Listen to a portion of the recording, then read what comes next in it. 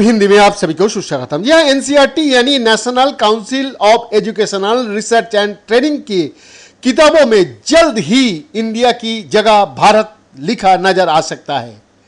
खबर है कि एनसीईआरटी की तरफ से एक गठित समिति इसकी सिफारिश की है।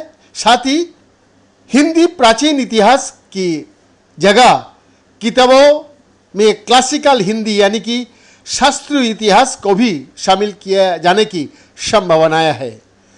समिति ने हिंदू योद्धाओं की वीर गाथाओं को भी किताब का हिस्सा बनाने का सुझाव दिया है। एनसीईआरटी राष्ट्रीय शिक्षा नीति यानी कि एनईपी की तर्ज पर अपने पाठ्यक्रम में संशोधन कर रहा है। इसे तय करने के लिए 19 सदस्यों national syllabus and teaching learning material committee यानी कि एनएसटीसी गठित की गया था।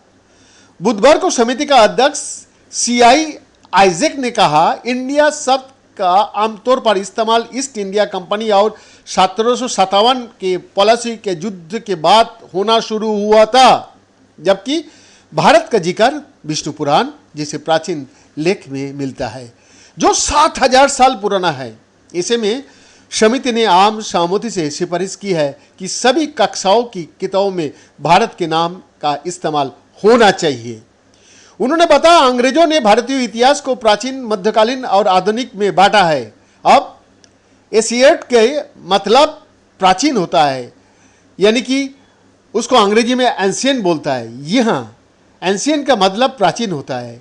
वो दिखाता है कि देश के अंधेरे में था, जैसे कि उसमें कोई वैज्ञानिक जागरूकता थी ही नहीं। सौरमंडल पर आर्यभट्ट का काम समेत ऐसे कई उदाहरण भी है। हमने सुझाव दिया है कि मध्यकाल और आधुनिक का साथ साथ क्लासिकल हिस्ट्री को पढ़ाया जाना चाहिए।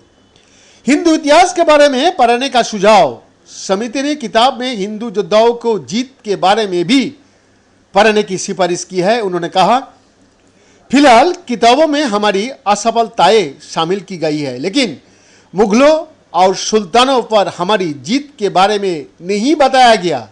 उदाहरण के लिए किताबों में बताया गया कि मोहम्मद घोरी ने भारत पर आक्रमण किया था। उन्होंने कहा, जबकि ये बहुत कम बताया गया कि उसके भारत से जाने के पहले ही कोकारी जनजाति ने उसे मार दिया था।